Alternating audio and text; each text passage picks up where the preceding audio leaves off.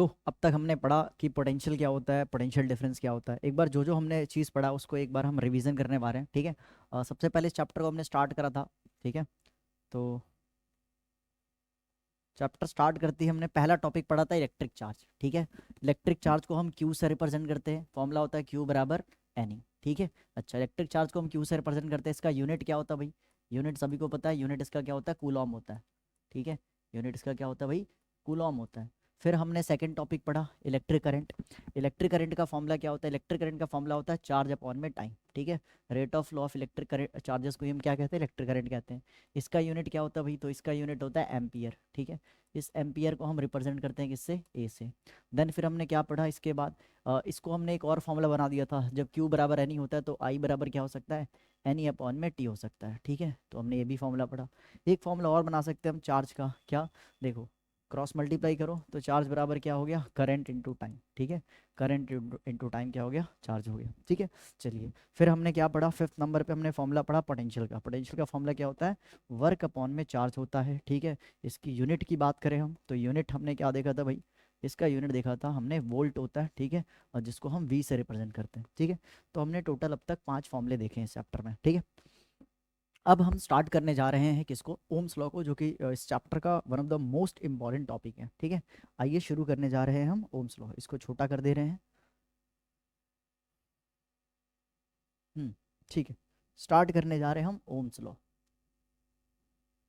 Ohm's law, देख भाई, Ohm's law कहता क्या है? तो ओम्स लॉ कहता है एक at constant temperature and pressure जो इलेक्ट्रिक करंट होता है वो डायरेक्टली प्रोपोर्शनल होता है किसके? पोटेंशियल डिफरेंस के। मतलब जितना ज़्यादा पोटेंशियल डिफरेंस बढ़ाओगे उतना ज़्यादा करंट बनेगा, या वाइस वर्सा, जितना ज़्यादा करंट होगा उतना ज़्यादा पोटेंशियल डिफरेंस होगा।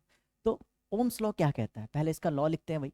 This law states that, this law states that, states that at constant,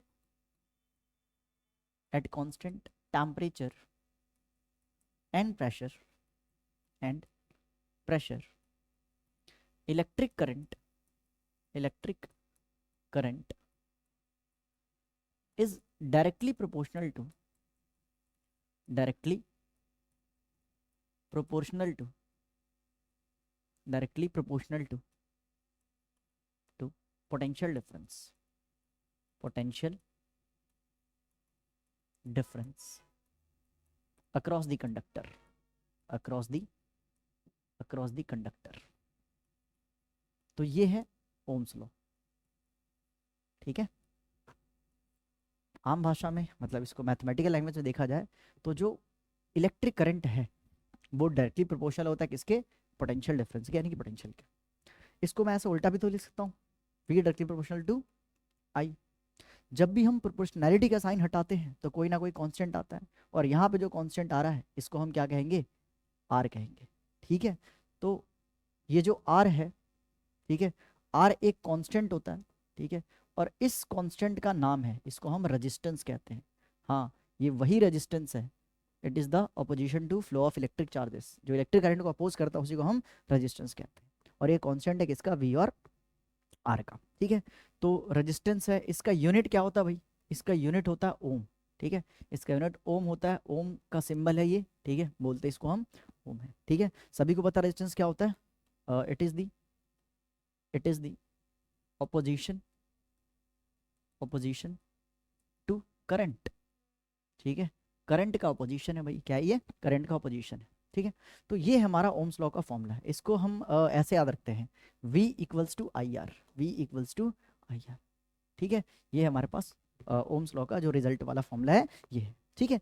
इससे हम 2-3 फॉर्मूला और बना सकते हैं, जैसे कि हम चाहे तो इससे करंट का फॉर्मूला बना सकते हैं। क्या बन जाएगा? मल्टीप्लाई इधर आके डिवाइड, तो V बराबर क्या हो गया? V बाय आर हो गया, I बराबर V बाय आर, ठीक है। अच्छा, इससे हम चाहे तो रजिस्टेंस का भी फॉर्मूला बना सकते हैं। रजिस्टेंस का फॉर्मूला क्या बन गया? V अपॉन में I बन गया, V अपॉन में I बन गया।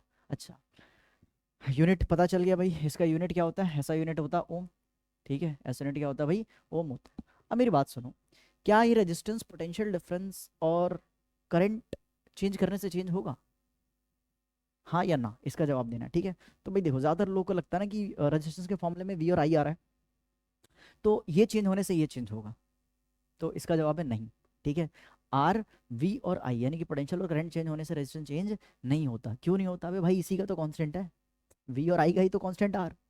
अब कांस्टेंट है मतलब चेंज नहीं होगा, और तुमने चेंज ही करवा दिया तो फिर कांस्टेंट कहाँ रहा? ठीक है, तो क्योंकि ये वी और आई का ही कांस्टेंट है आर, ठीक है, तो वी और आई चेंज करने से चेंज नहीं होगा। अगर चेंज हो जाए तो फिर कांस्टेंट किस बात का? ठीक है, ये कांस्टेंट है, यानी वी और आई पे डिपेंड नहीं करता, इस पे चेंज नहीं होगा चेंज करने से। तो लिख लेना क्या, R, R does not changes changes with v and i। v और i चेंज करने पे r चेंज नहीं होता, क्योंकि ये इन्हीं का कांस्टेंट होता है, मतलब इन दोनों पे डिपेंड ये नहीं करता। ठीक है, तो ये है ओम्स लॉ के बारे में। एक छोटा सा ग्राफ है, ठीक है, और जिसपे सवाल काफ़ी आते रहता है, तो उसको भी कर ले रहे हैं। ठीक है, तो हम ग्राफ ड्रॉ करने जा रहे हैं, किसका ग्राफ हम ड्रॉ करने जा रहे हैं? किसका? v वर्सेस i का। ठीक है, v वर्सेस i का ग्राफ है। तो आ जाओ प्लॉट करते हैं भाई ग्राफ को। हम्म हम्म, ये हमारे पास वाई एक्सिस रहा, ये हमारे पास एक्स एक्सिस है। ठीक है, वाई एक्सिस और एक्स एक्सिस, दो एक्सिस लेके चलते हैं हम। देखो, वाई एक्सिस पे हम पोटेंशियल रखते हैं, और एक्स एक्सिस पे क्या रखते हैं? हम करंट रखते हैं। सभी को पता है करंट को हम एम्पियर में नापते हैं, और वोल्टेज को भाई वोल्ट में ही नापते हैं। तो ठीक है, वोल्टेज को, पोटेंशियल डिफरेंस को हम किस में नापते हैं भाई? वोल्ट में नापते हैं। ठीक है, तो जब वी वर्सेस आई का हम ग्राफ प्लॉट करते हैं तो ऐसे स्ट्रेट लाइन आता है। ठीक है, वी वर्सेस आई का ग्राफ क्या आता है भाई? वी वर्सेस आई का ग्राफ स्ट्रेट लाइन आता है। एक स्ट्रेट लाइन का ले ले रहे हैं यहाँ पे, ये रहा। ठीक है, वी वर्सेस आई का ग्राफ कैसा आता है? ऐसे स्ट्रेट लाइन आता है। ठीक है, सो अगर आपसे कोई पूछे स्लोप कैसा है वी वर्सेस आई का, तो स्ट्रेट लाइन है। ठीक है, स्ट्रेट लाइन है। स्ट्रेट लाइन क्यों है? क्योंकि भाई यहाँ पे साफ साफ देख सकते हो वी डायरेक्टली प्रोपोर्शनल है आई के पावर 1 पे। ठीक है, और जब पावर 1 पे डायरेक्टली प्रोपोर्शनल होता है तो ऐसे स्ट्रेट लाइन बनता है। ठीक है, अच्छा एक मजे की बात क्या है, इसका सिग्निफिकेंस, सिग्निफिकेंस से सवाल बहुत आते हैं। ठीक है, न्यूमेरिकल्स आते हैं सिग्निफिकेंस से, significance of V I graph. ठीक है, ये जो वी आई ग्राफ है, इसका क्या सिग्निफिकेंस है? तो भाई इसका सिग्निफिकेंस ये है कि वी वर्सेस आई ग्राफ का जो स्लोप है वो हमें रेजिस्टेंस देता है। ठीक है, तो slope of v versus I graph gives resistance. ठीक है, इससे हमें क्या मिलता है? रेजिस्टेंस मिलता है, यानी कि इसका जो स्लोप है वो हमें क्या देगा भाई? स्लोप हमें आर देगा, स्लोप हमें क्या देगा? आर देगा। ठीक है, चलिए, सो यहाँ पे हम स्लोप कैसे निकालेंगे? तो देख भाई, हमने अगर स्लोप निकाल दिया मतलब हमारा आर आ गया। ठीक है, तो स्लोप निकालने का बहुत सारा तरीका होता है। एक तो change in Y axis upon में चेंज इन एक्स एक्सिस। अब ये बताओ वाई एक्सिस में क्या चेंज हो रहा है? पोटेंशियल डिफरेंस ना, तो क्या आ जाएगा भाई? यहाँ पे डेल्टा वी आ जाएगा। एक्स एक्सिस में क्या चेंज हो रहा है? करंट ना, तो नीचे क्या आ जाएगा भाई? डेल्टा आई आ जाएगा। तो एक हम ऐसे भी निकाल सकते हैं। अच्छा, स्लोप का मतलब एक और होता है क्या? स्लोप का मतलब होता है टेन थीटा, तो हम आर ऐसे भी निकाल सकते हैं। स्लोप का मतलब क्या होता है भाई? स्लोप का मतलब होता है टेन थीटा। ठीक है, टेन थीटा हमें किसी भी ग्राफ का स्लोप देता है। तो ये दो तरीका है रेजिस्टेंस पता करने का। ठीक है, ध्यान से देखो, फॉर्मूला में भी तो यही आ रहा था क्या? वी वर्सेस आई क्या देता है? आर देता है। ठीक है, और देखो ना वी वर्सेस आई क्या दे रहा है? आर दे रहा है। ठीक है, तो या तो टेन थीटा से, नहीं तो V change in Y upon में चेंज इन आई, इससे भी क्या निकाल सकते हैं? हम आर निकाल सकते हैं। ठीक है, चलिए, इस पे हम एक क्वेश्चन करने जा रहे हैं। ठीक है, इस टॉपिक पे क्वेश्चन करेंगे। किधर है, किधर है? ये वाला सवाल है, देखो, काफ़ी बढ़िया सवाल है, देखते हैं इसको ज़रा। इसमें कह रहा है क्या? The value of current following through a given register of a resistance R है for the corresponding value of potential V है। ऊपर में वी की वैल्यू दे रखी है, नीचे में किसकी वैल्यू दे रखी है? आई की वैल्यू दे रखी है। Plot graph between current and potential difference, current और पोटेंशियल डिफरेंस के बीच में हमें ग्राफ बनाना है। ये सीबीएसई 2018 में आया हुआ सवाल है। और इसी में सेकंड पार्ट क्या पूछ रहा है? Determine the resistance R of the resistors in the above case. ये जो अबव केस दिया है उसमें क्या पूछ रहा है? रेजिस्टेंस को निकाल के दिखाओ। ठीक है, तो आ जाओ, सबसे पहले ग्राफ बना ले रहे हैं। ये हमारे पास वाई एक्सिस रहा, और ये हमारे पास एक्स एक्सिस है। ठीक है, एक्स एक्सिस में हम क्या ले रहे हैं बेटा? एक्स एक्सिस में हम करंट ले रहे हैं। ऑब्वियसली करंट को हम किस में नापेंगे? एम्पियर में नापेंगे। ठीक है, तो नीचे में करंट ले रहे हैं एम्पियर में, और ऊपर में पोटेंशियल डिफरेंस है जो कि वोल्ट में नापते हैं। ठीक है, चलो भाई, अब देखो, कुछ वैल्यू है, पुट कर ले रहे हैं। 0.1 है यहाँ पे, और लेट सपोज यहाँ पे 0.1 है, ये रहा 0.2 है, फिर 0.3 है, फिर क्या? 0.4 है। ठीक है, ऐसे ही तुम सारे प्लॉट कर सकते हो। 0.5 है, देन 0.6 है, फिर 0.56, उसके बाद क्या है? 2 3 4 5 6 तक ही रहने दे रहे, बाकी भी तुम कर सकते हो, कोई दिक्कत वाली बात नहीं, बट इससे ही हमारा आ जाने वाला रिजल्ट। ठीक है, चलो फिर है 0.5 ऊपर में, और देन क्या है 1.0 है, फिर क्या है 2.0 है, देन फिर 2.5 है, उसके बाद 3.0 है। ठीक है, ये हमने ग्राफ प्लॉट कर दिया। ठीक है, इसको हम ऐसे मिलाते हैं ना, ठीक है, ये मान के चलो यहाँ पे कट कर रहा है, ऐसे ही यहाँ पे कट कर रहा है, ठीक है, ऐसे ही यहाँ पे कट कर रहा है, तो ये कि स्ट्रेट लाइन बनता है ऐसे। ठीक है, ये क्या बनता है, स्ट्रेट लाइन बनता है। ठीक है, तो ये हमारा ग्राफ बन गया, एक नंबर तो ग्राफ बनाने के आ गया। और हमें पता है ये जो इसका स्लोप है, ये स्लोप ही हमें क्या देगा, रजिस्टेंस देगा। और स्लोप कैसे निकालते हैं, डेल्टा वी अपॉन में डेल्टा आई, ऐसे निकालते हैं ना भाई, चेंज इन वाई अपॉन में चेंज इन वी अपॉन में चेंज इन आई। अब चेंज निकालना है, कोई सा भी दो को पकड़ो, इसको और इसके कॉरस्पॉन्डिंग इन दोनों को पकड़ो। तो चेंज इन पोटेंशियल डिफरेंस कैसे निकालते हैं, बड़े में से छोटा घटाओगे। ठीक है, तो 1 - 0.5 आ गया। ऐसे ही चेंज इन करंट कैसे निकालोगे, बड़े में से छोटा, यानी 0.2 - 0.1 सॉल्व करो। ऊपर में 0.5 आ गया और नीचे में क्या आ गया बेटा, 0.1 आ गया। ठीक है, और इसको हमने सॉल्व करा तो कितना आ गया, 5 ओम रजिस्टेंस आ गया। क्या ये हर पॉइंट पे सेम वैल्यू आएगी, आ जाओ करके देख ले रहे। तुम चाहो तो इन दोनों को पकड़ लो, इसको, ठीक है, और ये दो छोड़ करके इन दोनों को पकड़ लो, तभी भी सेम वैल्यू आएगी। आर कैसे आएगा भाई, 2.5 - 2.0, और नीचे में इसके कॉरस्पॉन्डिंग कौन सी वैल्यू है, 0.4 - 0.4, 0.4 - 0.3, 0.3। तो सॉल्व करेंगे तो ऊपर 0.5 आएगा और नीचे में 0.1 आएगा, करके देख लो भाई, 5 ओम ही आंसर आने वाला है। यानी कि वी और आई को कितना भी चेंज कर लो, आर हमेशा कांस्टेंट आएगा, which is same, 5 ohm same आ रहा। तो हमने इससे ये भी प्रूव करके देख लिया कि भाई वी और आई चेंज करने से करंट रेजिस्टेंस चेंज नहीं होता। आप कोई भी दो वैल्यू उठा सकते हो, आप इसको उठा लो, इसके कॉरस्पॉन्डिंग उठा लेना। ठीक है, ये 1 2 3 4 नंबर पे है तो 1 2 3 4, ठीक है, इन दोनों में डिफरेंस निकाल दो और डिवाइड कर दो, तभी भी तुम्हारा आर की वैल्यू क्या आएगा, सेम आएगा। ठीक है, तो ऐसे सवाल पेपर में आते रहते हैं। ठीक है, बस आपको ये फॉर्मूला पता होना चाहिए, डेल्टा ये अपन में डेल्टा ही करके रेजिस्टेंस निकाल सकते हैं, इसका स्लोप हमें आर देता है और ग्राफ हम ऐसे प्लॉट करते हैं। ठीक है, चलिए वापस चलते हैं। कहाँ पे थे हम, कहाँ पे थे, यहाँ पे थे। चलिए, तो हमने इसके ग्राफ पे सवाल कर लिया।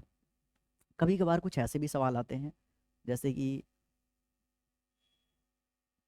यहाँ पे कोई आपको क्या देगा, ग्राफ दे देगा। ठीक है, कभी कभार ऐसे भी क्वेश्चन आते हैं पेपर में, ये आपके पास ग्राफ गिवन होगा, किसका, जिसका हम पढ़ रहे हैं, आई वर्सेस वी का ग्राफ है।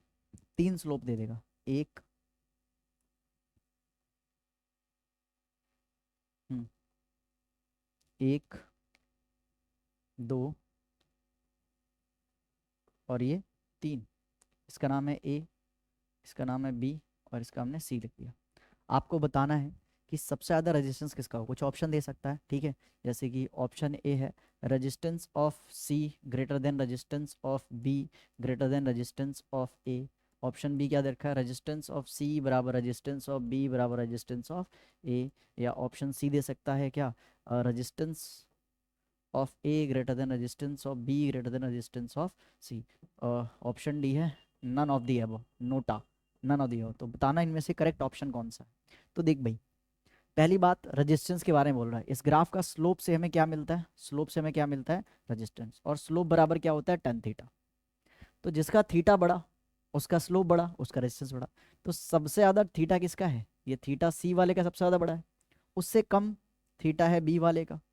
ठीक है, उस सबसे छोटा थीटा किसका भाई, ए वाले का। ठीक है, तो क्योंकि थीटा ऑफ सी बहुत बड़ा है थीटा ऑफ बी से, ठीक है, और थीटा ऑफ बी बड़ा है किससे, थीटा ऑफ ए से। तो जिसका थीटा बड़ा उसका रेजिस्टेंस बड़ा, तो रेजिस्टेंस ऑफ सी बड़ा है, ठीक है, किससे, रेजिस्टेंस ऑफ बी से, और रेजिस्टेंस ऑफ बी बड़ा है किसके, रेजिस्टेंस ऑफ ए से। तो ऐसा कौन सा ऑप्शन है, ये वाला। बस आपको एंगल देखना है, जिसका एंगल ज़्यादा उसका स्लोप tan थीटा ज़्यादा, और उसका स्लोप ज़्यादा तो रेजिस्टेंस ज़्यादा, सिंपल सी बात है। ठीक है, तो ये इसका हाई रेजिस्टेंस, इसका कम, और इसका सबसे कम होगा। तो ऐसे भी सवाल आते हैं, आप कर सकते हैं। अच्छा, एक ये थर्ड टाइप के भी शायद सवाल आ सके, आज तक वैसे कभी आया तो नहीं है 10th में, बट क्या पता पूछ ले, ट्रिग्नोमेट्री का इस्तेमाल करके भी सवाल बनाया जा सकता है। जैसे मान के चलो ये v है बेटा जी, और ये i है। ठीक है, यहाँ पे r की वैल्यू दे रखी है, सॉरी r नहीं, यहाँ पे स्लोप है।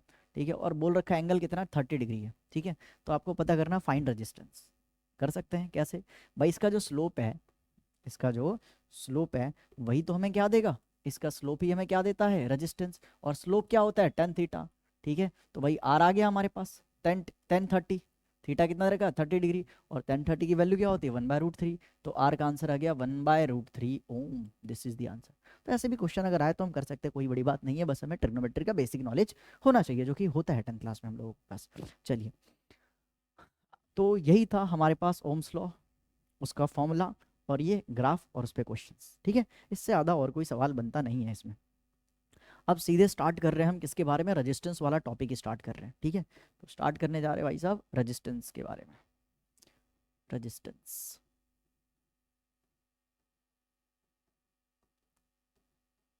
रेजिस्टेंस, अब आ जाओ, रेजिस्टेंस क्या होता है, तो वही अपोजिशन टू करंट या opposition to flow of electric charges, इसी प्रॉपर्टी ऑफ मटेरियल को हम क्या कहते हैं, रेजिस्टेंस कहते हैं। यानी resistance just like friction, friction क्या करता है, मोशन को अपोज करता है, तो वैसे रेजिस्टेंस इलेक्ट्रिक करंट को अपोज करता है भाई सब। ठीक है, अच्छा देखो, ऐसा कौन कौन सा इसको हम रिप्रेजेंट करते हैं किससे, आर से रिप्रेजेंट करते हैं। ठीक है, इसका यूनिट क्या होता है, यूनिट क्या होता है भाई, यूनिट ओम होता है, और सिंबल क्या होता है, सिंबल वगैरह सब जानते हैं हम लोग।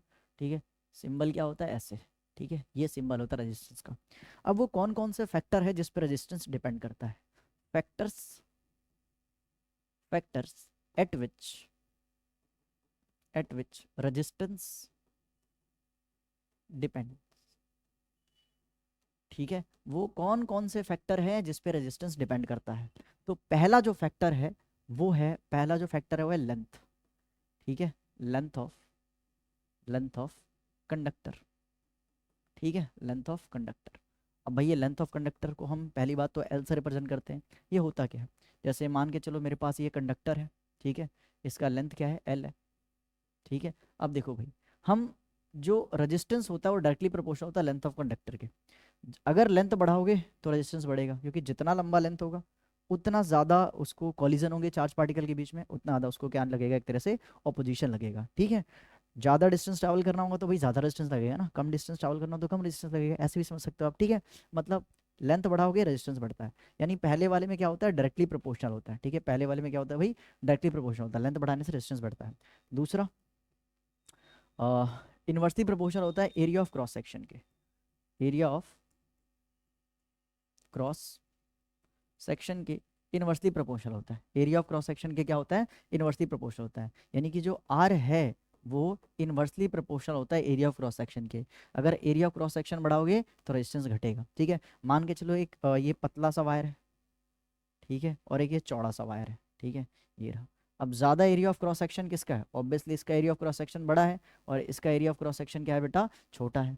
अब ये चौड़ा, एक ऐसे अज्यूम कर लो कि चौड़ा सा रोड है, तो भाई उसमें चार्ज को फ्लो करने में ईज होगा ना, आसानी से चार्ज फ्लो करके जा सकता है, तो यहाँ पर रेजिस्टेंस कम लगेगा। वही पतला सा रोड है, उसमें फ्लो, उसमें मोशन करना टफ होगा, कॉलिजन वगैरह ज़्यादा होगा, तो रेजिस्टेंस ज़्यादा होगा। ठीक है, तो पतले वायर में ज़्यादा रेजिस्टेंस, चौड़े वायर में कम रेजिस्टेंस, क्योंकि खुला खुला जगह, ज़्यादा जगह चार्ज को फ्लो करने के लिए। ठीक है, तो भाई ए बढ़ने से रेजिस्टेंस घटता है, इनवर्सली प्रोपोर्शनल, इसको हम सेकंड इक्वेशन मान सकते हैं। ठीक है, तीसरा किस पे डिपेंड करता है, टेम्परेचर पे। जो रेजिस्टेंस होता है डायरेक्टली प्रोपोर्शनल होता है किसके, टेम्परेचर पे। ठीक है, टेम्परेचर बढ़ाइएगा, ठीक है, टेम्परेचर बढ़ाओगे तो रेजिस्टेंस बढ़ता है। ठीक है, कैसे भाई, रेजिस्टेंस ना कॉलिजन की वजह से होता है।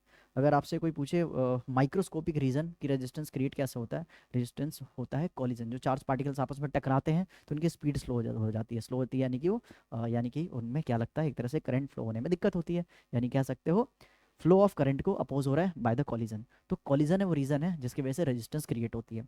तो अगर टेम्परेचर बढ़ाओगे तो चार्ज पार्टिकल्स की काइनेटिक एनर्जी बढ़ेगी, काइनेटिक एनर्जी बढ़ेगी तो टक्कर बहुत ज़्यादा होगा, और टक्कर बहुत ज़्यादा होगा, कॉलिजन ज़्यादा होगा, तो रेजिस्टेंस ज़्यादा होगा। ठीक है, चौथा फैक्टर होता है बेटा nature of material, nature of material. Nature of material के क्या होते हैं भाई, नेचर ऑफ मटेरियल पे भी डिपेंड करता है, क्योंकि भाई एक मेरे पास सिल्वर हो गया, ठीक है, कॉपर हो गया, आयरन हो गया। ठीक है, सभी को पता है कि आयरन का रेजिस्टेंस ज़्यादा होता है कॉपर से, कॉपर का ज़्यादा होता है सिल्वर से।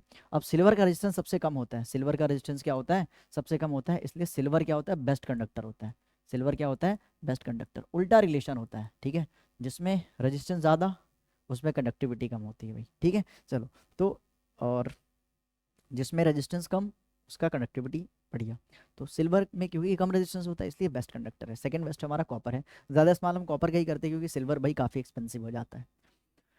तो यहाँ पे आप लिख सकते हो from from first and second, first and second लिख सकते हैं हम क्या, रेजिस्टेंस जो है वो डायरेक्टली प्रोपोर्शनल होता है लेंथ के, और इन्वर्सली होता है किसके, एरिया ऑफ क्रॉस सेक्शन के।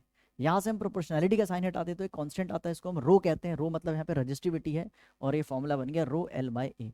ये होता है रेजिस्टेंस का मेन फॉर्मूला, ठीक है, ये होता है रेजिस्टेंस का मेन फॉर्मूला। इसको देख करके आप पता कर सकते हो कौन किस पे डिपेंड कर रहा है। डायरेक्टली प्रोपोर्शनल लेंथ के ये एरिया ऑफ क्रॉस सेक्शन पे होता है, और ये जो हमारे रेजिस्टिविटी है दो चीज़ पे डिपेंड करती है बस, टेम्परेचर और मटेरियल पे। अब इस पे डिपेंड कर रहा है, यानी कि आर भी उसके फैक्टर में आएगा, ठीक है। चलिए, तो इसका यूनिट क्या हो गया, फॉर्मूला तो हो गया rho L by A, rho L by, इसका फॉर्मूला हो गया, यूनिट हो गया ओम, ठीक है। अच्छा, ये रजिस्टिविटी क्या बला है, जरा रजिस्टिविटी के बारे में पढ़ लेते हैं। हम्म, रजिस्टिविटी क्या है भाई, तो एक काम करो, रजिस्टिविटी को यहीं पर रखो, नीचे वाला ऊपर, ऊपर वाला नीचे, ठीक है। तो आर ए अपॉन में क्या आ गया, एल आ गया। ये है रजिस्टिविटी का फॉर्मूला। पहली बात तो रजिस्टिविटी एक कांस्टेंट होता है, ठीक है, और इस कांस्टेंट का कुछ नाम है, ठीक है। क्या नाम है भाई, इस कांस्टेंट को हम क्या कहते हैं, इस रो को हम रजिस्टिविटी कहते हैं, ठीक है। इसका एक तो नाम होता है रजिस्टिविटी, या इसको हम स्पेसिफिक रेजिस्टेंस भी कहते हैं, स्पेसिफिक रेजिस्टेंस भी कहते हैं, ठीक है। इसको हम स्पेसिफिक रेजिस्टेंस भी कहते हैं, ठीक है। चलिए, बहुत अच्छी बात है, ये कांस्टेंट होता है। अच्छा, इसका यूनिट क्या होता है भाई, अच्छा इसको पढ़ा कैसे आता है, रो, ठीक है। ये रो पढ़ा जाता है, सिंबल होता है ऐसे, ठीक है। अच्छा, इसका यूनिट कैसे बनाया भाई साहब, तो यूनिट बनाना भी बहुत आसान है। आर का यूनिट क्या होता है, रेजिस्टेंस का ओम, एरिया का मीटर स्क्वायर, और लेंथ का मीटर। भाई एक मीटर ने एक मीटर को मार दिया तो क्या हुआ, यूनिट ओम मीटर। इसका ऐसा यूनिट होता है, किसका, रो यानी कि रजिस्टिविटी और स्पेसिफिक रेजिस्टेंस का। क्लियर है, कोई दिक्कत वाली बात। अच्छा, ये किस पे डिपेंड करता है, तो भाई देखो, रजिस्टिविटी एल और ए पे डिपेंड नहीं करता, क्यों, अबे भाई इन्हीं का तो कांस्टेंट है ना, एल और ए का ही कांस्टेंट है, तो उस पर डिपेंड कैसे करेगा, ठीक है। चलो, तो यानी कि एल और ए चेंज करने से रजिस्टिविटी चेंज नहीं होता है, ठीक है। रजिस्टिविटी चेंज सिर्फ दो चीज से होगा, एक तो होगा नेचर ऑफ मटेरियल, दूसरा टेम्परेचर, ठीक है। तो यहाँ पे भी आप लिख सकते हैं क्या, यहाँ पे लिख सकते हैं कि रजिस्टिविटी डिपेंड नहीं करता, ज्ञान की बात, ज्ञान की बात में लिख सकते हैं कि resistivity does not depends depends upon length and area of cross section of conductor.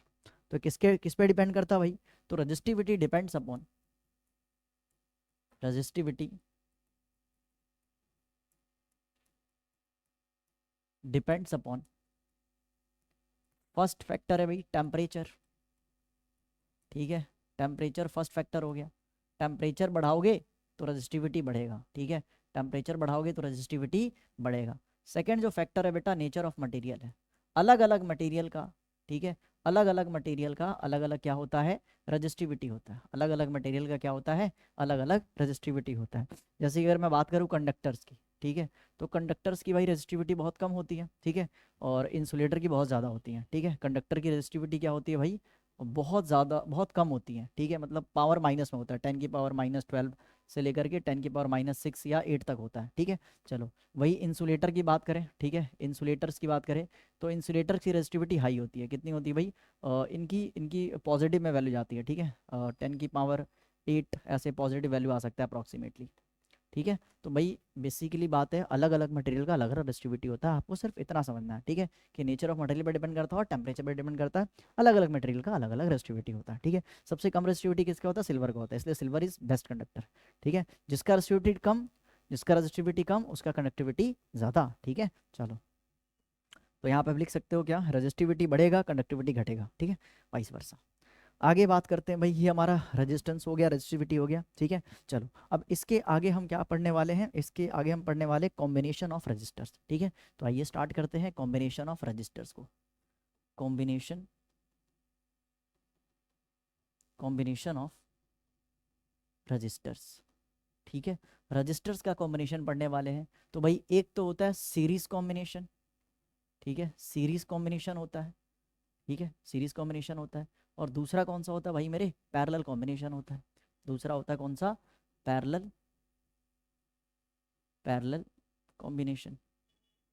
एक होता है सीरीज कॉम्बिनेशन, दूसरा होता है पैरेलल कॉम्बिनेशन। सीरीज कॉम्बिनेशन में जो रजिस्टेंस होते हैं या जो रजिस्टर्स होते हैं, रजिस्टर्स वो मटेरियल होता है जो रजिस्टेंस देता है, ठीक है।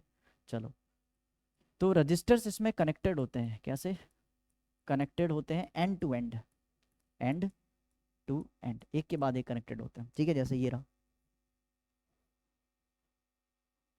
ठीक है। मान लो ये रेजिस्टेंस इसका ये रजिस्टर इसका रेजिस्टेंस R1 है, ये दूसरा रजिस्टर है जिसका रेजिस्टेंस R2 है, ये तीसरा रजिस्टर इसका रेजिस्टेंस क्या है, R3 है। इसको हमने बेटा कनेक्ट कर दिया एक बैटरी से, ठीक है। यहाँ पे एक की लगा दिया, स्विच लगा दिया, इसका मान के चलो पोटेंशियल है V, ठीक है। यहाँ से कोई ना कोई करंट फ्लो होगा I। याद रखना सीरीज कॉम्बिनेशन में करंट की वैल्यू सेम होती है, मतलब जितना I इसके पास उतना I इसके पास उतना ही इसके पास। तो अलग क्या होता है, अलग पोटेंशियल डिफरेंस होता है। यहाँ पे V1 तो यहाँ पे V2, यहाँ पे V3, ठीक है। तो दो चीज़ को याद रखोगे, क्या इसमें करंट क्या होता है, सेम रहता है, ठीक है। करंट क्या होता है भाई, यहाँ पे सेम होता है, ठीक है। बट V क्या होता है, पोटेंशियल डिफरेंस, यहाँ पे पोटेंशियल डिफरेंस डिवाइड होता है, ठीक है। अच्छा देखो, ऐसी पैरेलल कॉम्बिनेशन की बात करें तो भाई सर्किट बना ले रहे थे पैरेलल में क्या होता है, दो सेम पॉइंट के बीच में, ठीक है, टू सेम पॉइंट होता है, दो सेम पॉइंट के बीच में सारे रजिस्टर क्या होते हैं, कनेक्ट होते हैं। जैसे कि देखो एक ये पॉइंट है, ये तो दो सेम पॉइंट हो गया, एक रजिस्टर यहाँ पे कनेक्टेड है R1, ठीक है। थोड़ा इसको बड़ा बना ले रहे हैं। एक रजिस्टर ये रहा, एक रजिस्टर ये रहा, ठीक है। ये तीनों के तीनों रजिस्टर क्या हैं, सेम पॉइंट पे कनेक्टेड है, ठीक है। और एक ये रहा, इसका रेजिस्टेंस R1 है, इसका R2 है, इसका R3 है। इसे मैंने कनेक्ट कर दिया एक बैटरी से, ठीक है। ये रहा बैटरी। अब इसमें हमने लगा दिया एक स्विच या की, करंट फ्लो होगा इसमें, सभी को पता है। अच्छा देखिए एक मज़े की बात है क्या, इसमें पोटेंशियल अलग होता है, इसमें पोटेंशियल सेम होता है। अगर यहाँ पे पोटेंशियल V है तो यहाँ पे भी V होगा, यहाँ पे भी होगा, यहाँ पे भी, यानी potential in parallel combination is same everywhere, मतलब सेम होता है तीनों पे, ठीक है। अच्छा बट यहाँ पे यार करंट डिवाइड होगा। मान लें यहाँ पे I करंट आया तो इसको मिले तीन रास्ते, तो यहाँ पे चला गया I1, ठीक है, यहाँ पे चला गया I1, ऐसे यहाँ पे चला गया I2 और यहाँ पे चला गया I3। तो यहाँ पे डिवाइड क्या हो रहा है, करंट, ठीक है। तो यहाँ पे सेम क्या रहता है, यहाँ पे V तो सेम रहता है, एकदम उल्टा उसका, ठीक है। V तो सेम रहता है और यहाँ पे करंट क्या होता है, डिवाइड होता है। करंट क्या होता है, यहाँ पे डिवाइड होता है। इतना क्लियर है, कोई दिक्कत वाली बात, कोई दिक्कत वाली बात, ठीक है। चलो भाई तो आगे बढ़ते हैं, ठीक है। इसका छोटा सा डेरिवेशन है उसको कर ले रहे भाई फटाफट, ठीक है। आ जाओ डेरिवेशन कर ले रहे भाई। इनका फॉर्मूला कैसे बनता है, इक्विवेलेंट रेजिस्टेंस कैसे बनता है। तो देख भाई यहाँ पे डिवाइड क्या हो रहा है, पोटेंशियल, तो टोटल पोटेंशियल क्या होगा, V1 plus V2 plus V3, ऐसे निकालेंगे ना। अप्लाई कर दो यहाँ पे ओम्स लॉ, ठीक है। अप्लाई करो ohms law, apply Ohm's law. Ohm's law क्या कहता है, V बराबर IR। ओम्स लॉ क्या कहता है, V बराबर IR। तो देख भाई टोटल V है तो यहाँ पे टोटल पोटेंशियल आएगा, और यहाँ पे टोटल टोटल V है तो उसके पास टोटल करंट आएगा और टोटल रेजिस्टेंस आएगा। टोटल रेजिस्टेंस को R इक्विवेलेंट रेजिस्टेंस कहते हैं, R नेट या R टोटल कहते हैं, R इफेक्टिव भी कहते हैं, ठीक है। V1 के जगह पे क्या आएगा, I1 इंटू R1, V2 जगह पे क्या आएगा, I2 इंटू R2, ऐसे V3 जगह पे क्या आएगा, I3 इंटू में R3।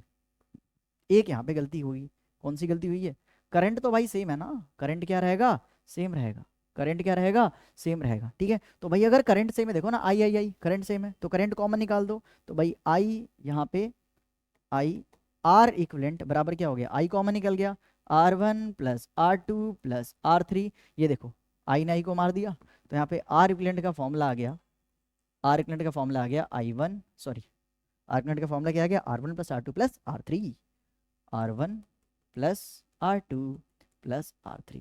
यानी सीरीज कॉम्बिनेशन में इक्विवेलेंट रेजिस्टेंस या इफेक्टिव रेजिस्टेंस हम कैसे निकालते हैं, सबको जस्ट ऐड कर देना होता है, ठीक है। अच्छा वही पैरेलल में क्या होगा, तो देखो यहाँ पे डिवाइड क्या हो रहा है, करंट, तो जो डिवाइड हो रहा है उसका टोटल निकालेंगे। तो यहाँ पे करंट डिवाइड होता है, ठीक है। तो टोटल करंट कैसे आएगा, I1 plus I2, I1 plus I2 plus I3।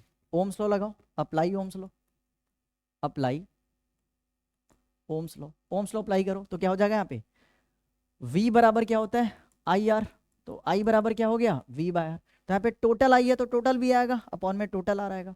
ऐसे ही देखो यहाँ पे I1 है तो यहाँ पे क्या आ जाएगा, V by R1, potential same है, V बाय R1। यहाँ पे I2 है तो क्या हो जाएगा, I2 यहाँ पे V bye R2, V bye R2। अच्छा ऐसे ही I3, तो I3 V bye R3, V तो सभी में सेम है, V तो सभी में क्या है, सेम है। ये V को कॉमन निकालो, ठीक है, ये सारे V कॉमन निकल के कट जाएंगे, तो बचेगा क्या, 1 बाय R इक्विवेलेंट बराबर होता है 1 bye R1 plus 1 bye R2 plus 1/R3, ठीक है। सो ये हमारा आर इफेक्टिव है पैरेलल कॉम्बिनेशन में। सीरीज में डायरेक्टली ऐड कर देते हैं, पैरेलल में रेजिस्टेंस को रेसिप्रोकल करके ऐड करते हैं, ठीक है। यूनिट तो सभी का सेम है, इसका भी ओम उसका भी ओम ही है, ठीक है। सो ये था हमारा कॉम्बिनेशन ऑफ रजिस्टर। अब इस चैप्टर में सिर्फ हीट बच रहा है। तो अब तक हमने पढ़ा कॉम्बिनेशन ऑफ रजिस्टर्स जो कि सीरीज और पैरेलल कॉम्बिनेशन देगा। सीरीज में रजिस्टर्स को हम कैसे ऐड करते हैं भाई, R1 R2 R3, मतलब डायरेक्टली ऐड कर देते हैं आर इक्विवेलेंट निकालने के लिए। और पैरेलल में अगर आर इफेक्टिव यानी कि आर इक्विवेलेंट निकालना हो तो रेसिप्रोकल करके हम रेजिस्टेंस को क्या कर देते हैं, ऐड कर देते हैं, ठीक है। तो इतना हमने पढ़ा। अच्छा चलिए, अच्छी बात है, इतना तो समझ में आ गया। अब देखो इस पे एक आता है मिक्स्ड कॉम्बिनेशन, ठीक है। मिक्स्ड कॉम्बिनेशन क्या होता है, इसमें सीरीज भी और पैरेलल भी हो, दोनों एक साथ हो, तो उसको हम क्या कहते हैं, मिक्स्ड कॉम्बिनेशन कहते हैं, ठीक है। तो ज़रा एक मिक्स्ड कॉम्बिनेशन पे सवाल भी कर ले रहे हैं, ठीक है। मिक्स्ड कॉम्बिनेशन भी होता है। मिक्स्ड कॉम्बिनेशन में सीरीज और पैरेलल दोनों होता है, ठीक है। इसमें क्या होता है भाई, सीरीज भी होते हैं, ठीक है, सीरीज प्लस पैरेलल दोनों कॉम्बिनेशन होता है, ठीक है। सीरीज और पैरेलल दोनों कॉम्बिनेशन होता है। एक क्वेश्चन ले रहे हैं, जैसे कि मान के चलो कि यहाँ पे रेजिस्टेंस है एक, फिर यहाँ पे एक और रेजिस्टेंस है, ठीक है। ऐसे एक यहाँ पे और रेजिस्टेंस है, ये दोनों कनेक्ट हो रहे हैं बैटरी से। ये हमने कर दिया बैटरी से कनेक्ट इसको, ठीक है। यहाँ पे कहीं स्विच लगा दी हमने, ठीक है। अब यहाँ से आई करंट निकल रहा है, मान के चलो इसका रेजिस्टेंस है 3 ओम, इसका रेजिस्टेंस है 6 ओम, ठीक है।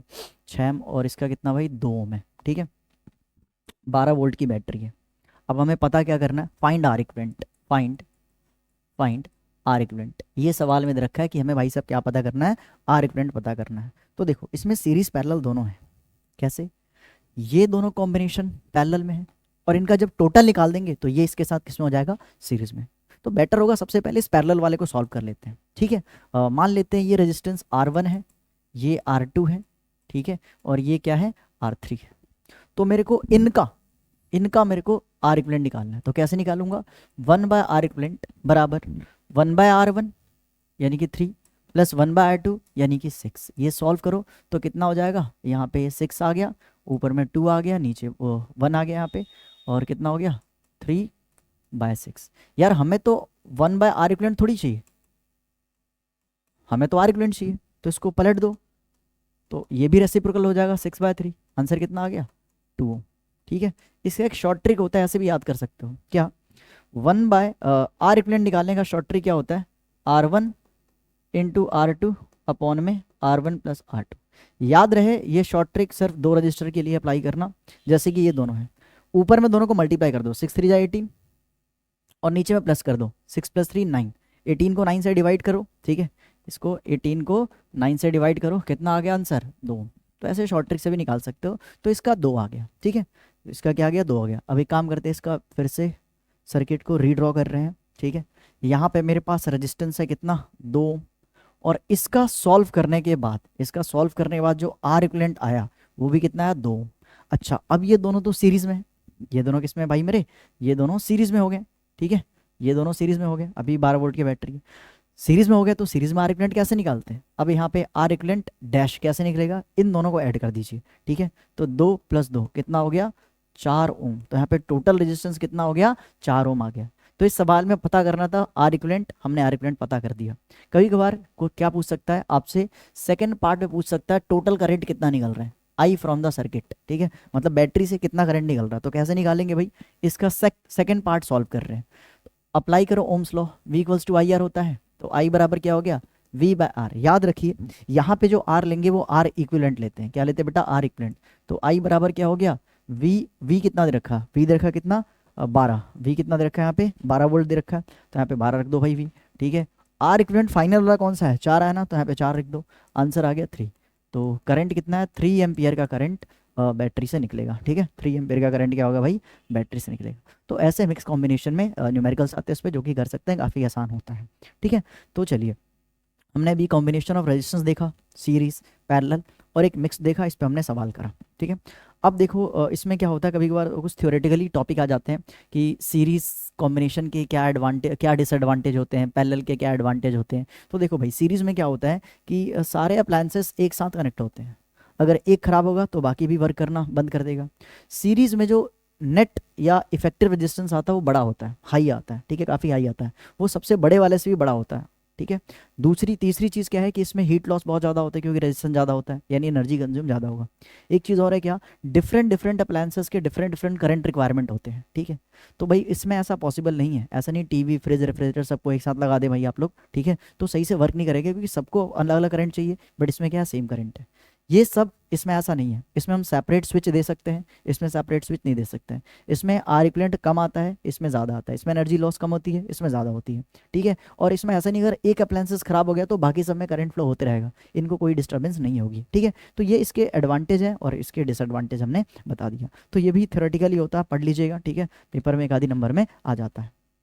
चलो अब हम क्या पढ़ने वाले हैं, अब इतना होने के बाद हम क्या पढ़ने वाले हैं, इन्फिनिट सर्किट के बारे में थोड़ा देख ले रहे हैं, ठीक है। मान के चलिए कि यहाँ पे एक रजिस्टर है, फिर दूसरा है, फिर तीसरा है, ऐसे ही करते करते बहुत सारे हैं, ठीक है।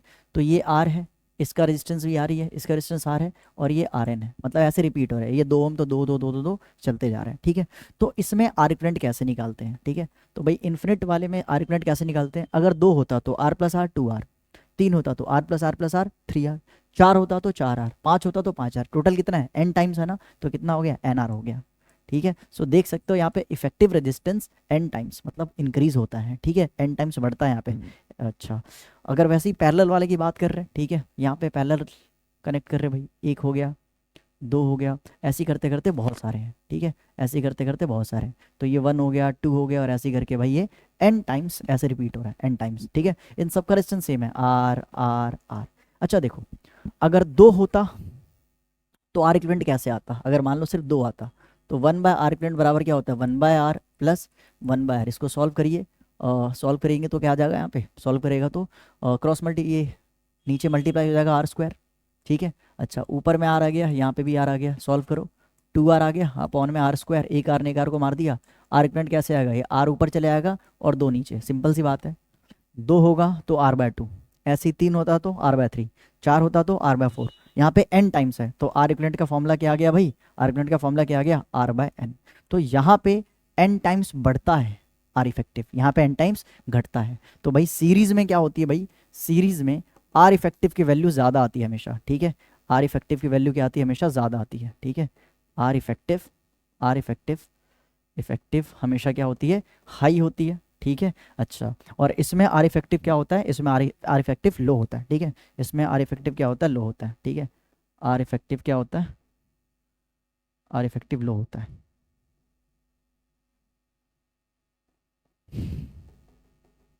आर इफेक्टिव लो आता है, ठीक है। चलिए, तो यहाँ पे रेजिस्टेंस बड़े वाले से भी बड़ा आएगा और यहाँ पे छोटे वाले से भी छोटा रेजिस्टेंस आता है, ठीक है। कितना हाई होता है, ठीक है, हाइयर देन,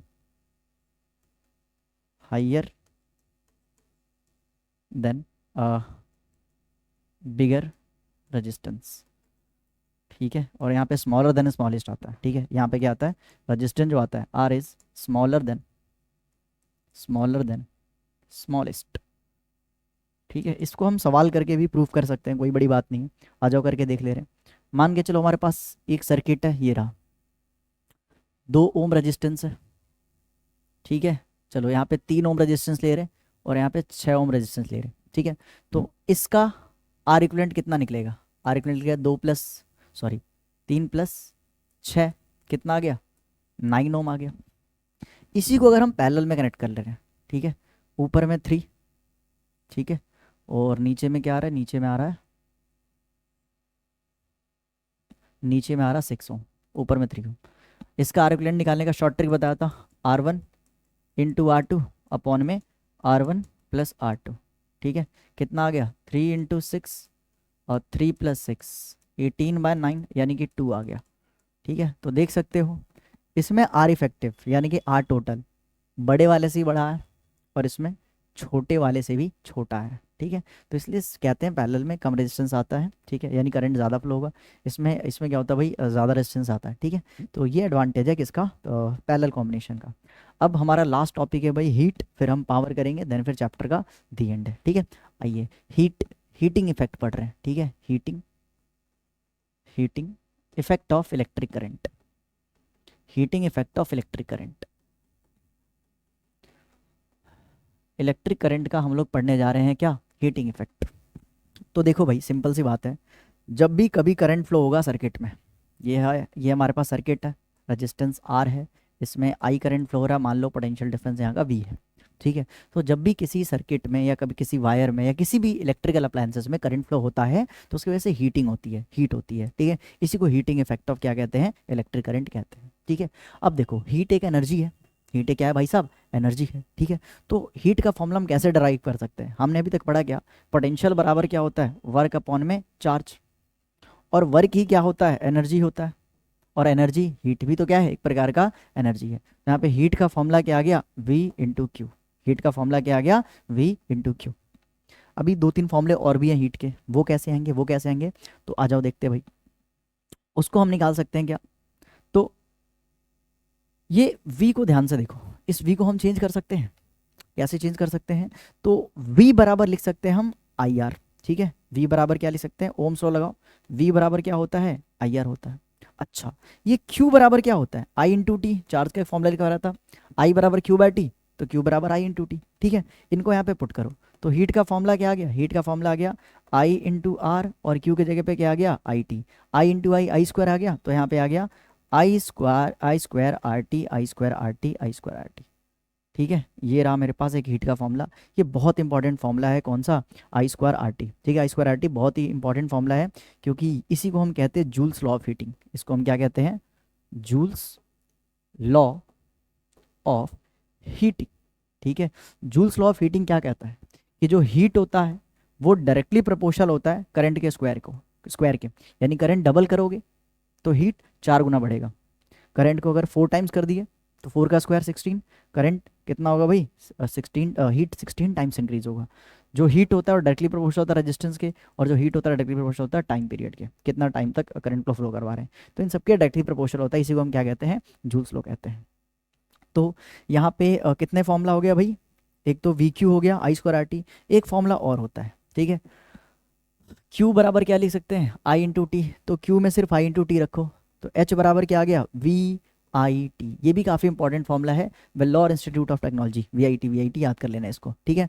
तो पहला फॉर्मूला ये देखा हमने, दूसरा फॉर्मूला ये देखा हमने, तीसरा फॉर्मूला ये रहा, चौथा फॉर्मूला, फोर्थ फॉर्मूला देखो भाई, फोर्थ फॉर्मूला यहीं से बन जाएगा, आई स्क्वायर, यहाँ पे करंट का एक फॉर्मूला होता है क्या, करंट का फॉर्मूला होता है V बाय आर, हाँ या ना, ओम्स लॉ से हमने बनाया था V बाय आर, तो इस करंट के जगह पे V बाय आर लिख दो, ठीक है। तो H बराबर यहाँ पे लिखिए, I के जगह पे क्या लिख दिया मैंने, V बाय आर, और क्योंकि आई स्क्वायर हो रहा है जूल्स लॉ में तो स्क्वायर कर दिया इंटू आर इंटू में टी, ठीक है। इसको सॉल्व करा हमने, तो V स्क्वायर अपॉन में आर स्क्वायर, ऊपर में आर है इंटू में टी है, एक आर ने एक आर को मार दिया, तो हीट का एक लास्ट फॉर्मूला बन गया V square by R into T, V square by R into T, ठीक है। Then this is fifth formula, fifth नहीं फोर्थ फॉर्मूला, ठीक है। चलिए, तो ये आपको 4 फॉर्मूले पता होना चाहिए, एक तो वी क्यू है, I square R T, V I T, और V square T by R, ठीक है। ये 4 फॉर्मूला हीट के होते हैं, बहुत इंपॉर्टेंट है। अगर आपको हीट का फॉर्मूला क्लियर है तो फिर पावर भी बहुत आसान है, ठीक है। चलो पावर भी कर ले रहे हैं, पावर क्या होता है भाई, पावर क्या होता है, तो पावर होता है rate of doing electrical work या electric work is called power, ठीक है। एक तो डेफिनेशन पावर का हो सकता है rate of doing electrical work या electric work is called power, या एक हो सकता है rate of dissipating electric energy is called power, या रेट ऑफ डिसिपेटिंग हीट, इसको भी हम क्या कहते हैं, पावर कहते हैं, ठीक है।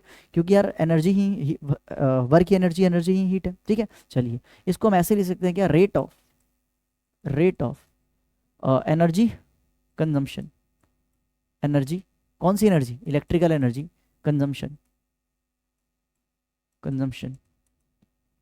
Is called power. तो दोनों डेफिनेशन हो सकता है भाई पावर का, ठीक है, चाहे ये लिख दो चाहे लिख दो। यानी मुद्दे की बात क्या है, पावर जो है वो है वर्क अपॉन में टाइम, और वर्क ही क्या होता है भाई, एनर्जी अपॉन में टाइम, और एनर्जी ही क्या है, हीट है, ठीक है, हीट अपॉन में टाइम, ठीक है। तो जो जो हमने हीट का फॉर्मूला पढ़ा था उन सबको टाइम से डिवाइड कर दो, आपका क्या आ जाएगा, पावर आ जाएगा, ठीक है। तो हमने सबसे पहला हीट का फॉर्मूला क्या पढ़ा था, VIT, Vellore institute of technology, इसको क्या करिएगा, ऊपर में है VIT, हीट की जगह पे लिख दिया VIT, इसको जरा टाइम से डिवाइड कर दीजिए, कितना आ गया VI, ठीक है, तो ये फॉर्मूला बहुत इंपॉर्टेंट है। कौन सा? Person very important, person very important. Power बराबर V इंटू आई, पोटेंशियल डिफरेंस इंटू में करंट। पहला फॉर्मूला आ गया भाई, ठीक है। दूसरा फॉर्मूला पावर का, तो भाई हीट का दूसरा फॉर्मूला क्या था? I square RT। अब देखो भाई, टाइम से काट दो इसको, ठीक है, टाइम उड़ा दो, तो पावर का फॉर्मूला क्या बन गया?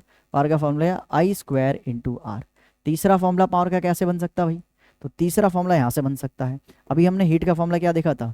V स्क्वायर बटे R इंटू में T। यहाँ से टाइम उड़ा दो, तो क्या बन गया? पावर का थर्ड फॉर्मूला बन गया V स्क्वायर बटे R, V स्क्वायर बटे R, V स्क्वायर बटे R। ठीक है, तो ये हमारे पास 3 फॉर्मूले होते हैं पावर के, आपको पता होना चाहिए, ठीक है। अच्छा देखो, ज़्यादातर लोगों को लगता है कि ना हम जो भी इलेक्ट्रिसिटी कंज्यूम करते हैं, मतलब चाहे बल्ब हो गया, ठीक है, चाहे स्मार्ट बोर्ड हो गया, चाहे कोई भी इलेक्ट्रिकल अप्लायंसेस हो गया, तो ज़्यादातर को लगता है हम चार्ज को कंज्यूम करते हैं। ऐसा नहीं है, हम चार्ज कंज्यूम नहीं करते, हम इलेक्ट्रिक एनर्जी कंज्यूम करते हैं, और वो एनर्जी कंजम्पशन का हम बिजली बिल पे करते हैं, इलेक्ट्रिसिटी बिल पे करते हैं, ठीक है। तो एक आता है भाई क्या, कि डिफाइन 1 यूनिट, ठीक है, 1 यूनिट ऑफ इलेक्ट्रिक एनर्जी, ठीक है। अब 1 यूनिट क्या होता है भाई? तो देख, ये जो 1 यूनिट होता है ना, वही बराबर होता है 1 किलो वाट आर के। किसके बराबर होता है? 1 किलो वाट आर के बराबर होता है, ठीक है। कभी कभार सवाल आ जाता है कि 1 किलो वाट आवर को या फिर 1 यूनिट ऑफ एनर्जी को कन्वर्ट करो जूल में, ठीक है, तो कैसे करें? तो देख भाई, 1 किलो वाट में, 1 किलो वाट में क्या होता है? 1000 वाट होता है, ठीक है, 1000 वाट होता है। और 1 घंटे में, 1 घंटे में 60 मिनट, 1 मिनट में 60 सेकंड, तो यानी कि 60 इंटू 60, ठीक है, 60 इंटू 60, टोटल 3600 सेकंड, ठीक है, 3600 सेकंड होता है 1 घंटे में। अब जरा इसको इसमें पुट करो, तो 1 यूनिट बराबर आ गया, 1 यूनिट बराबर आ गया 1000 इंटू 3600 सेकंड। ये 1 यूनिट यानी कि 1 किलो वाट आवर बराबर हो गया कितना? 36, 3 0, फिर 2 0, ठीक है, और वाट सेकंड। वाट सेकंड ही क्या होता है? जूल होता है। कैसे? देखो ना, पावर बराबर होता है वर्क अपॉन में टाइम। वर्क ही क्या है? एनर्जी है, ठीक है, एनर्जी अपॉन में टाइम। तो भाई एनर्जी का फॉर्मूला क्या आ गया? Power into time. पावर का वॉट होता है, टाइम का सेकंड, ये वॉट सेकंड ही क्या लिख सकते हैं हम? जूल लिख सकते हैं, क्योंकि एनर्जी का यूनिट क्या होता है? जूल होता है, ठीक है। इसको जरा जम करवाओ, स्टैंडर्ड फॉर्म में लिखते हैं, 1 2 3 4 5 6, ठीक है। तो 1 यूनिट बराबर कितना हो गया? 3.6 इंटू 10 की पावर 6 जूल। 1 यूनिट यानी कि 1 किलो वाट आर में कितना होता है? 3.6 इंटू 10 की पावर 6 जूल होता है, ठीक है। और ये जो 1 किलो वाट आर आप यहाँ पे देख रहे हैं, ठीक है, ये जो 1 किलो वाट आर आप देख सकते हैं, देख रहे हैं, इसको कमर्शियल यूनिट कहते हैं, ठीक है, कमर्शियल यूनिट ऑफ इलेक्ट्रिसिटी कहते हैं, ठीक है, इलेक्ट्रिसिटी कहते हैं। तो बस भाई इस चैप्टर में इतना ही था, ठीक है, चैप्टर का हो चुका है दी एंड। अब हम करने वाले हैं क्या? कुछ इंपॉर्टेंट न्यूमेरिकल करने वाले हैं। इंपॉर्टेंट न्यूमेरिकल करने से पहले थोड़ा बहुत एलॉय पे बारे में बात कर रहे हैं। एलॉयज़ क्या होते हैं भाई? एलॉयज़ क्या होते हैं? इनकी ना हाई रजिस्टिविटी होती है। एलॉय की क्या होती है? हाई रजिस्टिविटी होती है, ठीक है, हाई रजिस्टिविटी होती है। अच्छा एक चीज़ सुनो, और जो हमारे पास इलेक्ट्रिक बल्ब होते हैं ना, इलेक्ट्रिक बल्ब में जो फिलामेंट होता है, ठीक है, इलेक्ट्रिक बल्ब में ये जो फिलामेंट होता है, फिलामेंट जो होता है वो बना होता है, किससे? टंगस्टन से, ठीक है, टंगस्टन नाम के अलॉय से बना होता है। अब आपसे पूछा जा सकता है कि भाई जो इलेक्ट्रिक बल्ब है या जो भी अलॉयज़ होते हैं, या कह सकते हो जो भी हीटिंग डिवाइसेस होते हैं, चाहे हीटर हो गया, और ये सब अलॉय से ही क्यों बने होते हैं, या इलेक्ट्रिक बल्ब का फिलामेंट टंगस्टन से ही क्यों बना होता है? क्योंकि भाई टंगस्टन एक प्रकार का अलॉय है, ठीक है। अगर अलॉय है तो इसकी हाई रजिस्टिविटी होगी, ठीक है, हाई रजिस्टिविटी होगी, मतलब रेजिस्टेंस बहुत ज़्यादा होगा तो हीट ज़्यादा करेगा, ठीक है, लाइट ज़्यादा देगा, ठीक है। आगे और क्या होता है? ये जनरली इजीली ऑक्सीडाइज नहीं होते, जलते नहीं है, खराब नहीं होते, जंग नहीं लगता, कोरोजन जल्दी नहीं होती है, ठीक है। तो डू नॉट गेट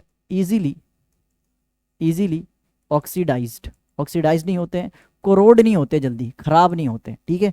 और इनकी मेल्टिंग पॉइंट हाई होती है, ठीक है, हाई मेल्टिंग पॉइंट होती है, हाई एमपी एंड बीपी होती है। सॉरी, मेल्टिंग पॉइंट क्या होती है भाई? मेल्टिंग पॉइंट क्या होती है? हाई होती है।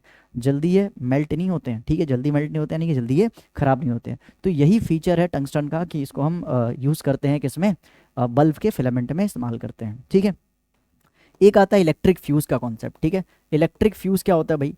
तो इलेक्ट्रिक फ्यूज़ एक प्रकार का सेफ्टी डिवाइस है, ठीक है, ये एक प्रकार का क्या है भाई? सेफ्टी डिवाइस है जो वर्क करता है किस प्रिंसिपल पे? Heating effect of electric current के प्रिंसिपल पे वर्क करता है, ठीक है। अब ये सेफ्टी डिवाइस क्या होता है? ये सेफ्टी डिवाइस कुछ ऐसा देखने में लगता है, ठीक है, ऐसा होता है भाई, ठीक है। अब देखो, ये दोनों एंड को हम कनेक्ट कर देते हैं बहुत थिन वायर, पतले वायर से। ये जो वायर लेते हैं ना, फ्यूज़ वायर, ये बहुत थिन होता है, ठीक है, थिन होता है, प्लस इसकी मेल्टिंग पॉइंट बहुत कम होती है। यानी अगर करंट एक्सीड करा सेफ लिमिट से, एक सेफ लिमिट से करंट ज़्यादा एक्सीड करा, ये कब होता है? जब शॉर्ट सर्किट होता है, ओवरलोडिंग होता है, तो क्या होगा? करंट ज़्यादा होगा तो हीट ज़्यादा होगा, हीट ज़्यादा होगा तो मेल्ट कर जाता है, ठीक है, वायर क्या हो जाता है भाई? वायर मेल्ट कर जाता है, तो सर्किट ब्रेक हो जाती है, सर्किट क्या हो जाती है?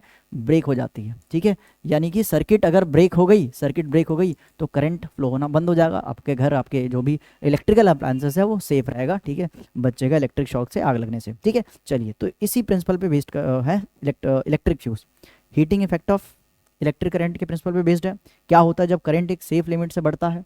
तो हीटिंग होती है, हीटिंग होती है तो मेल्ट हो जाता है, पतला है, मेल्टिंग पॉइंट कम है तो टूट जाएगा, ठीक है, टूट जाएगा तो क्या होगा बेटा? टूट जाएगा तो सर्किट ब्रेक हो जाएगा, करंट ही फ्लो नहीं होगा, तो आपका घर और जो भी इलेक्ट्रिकल अप्लायंसेस है वो बच जाएगा, ठीक है।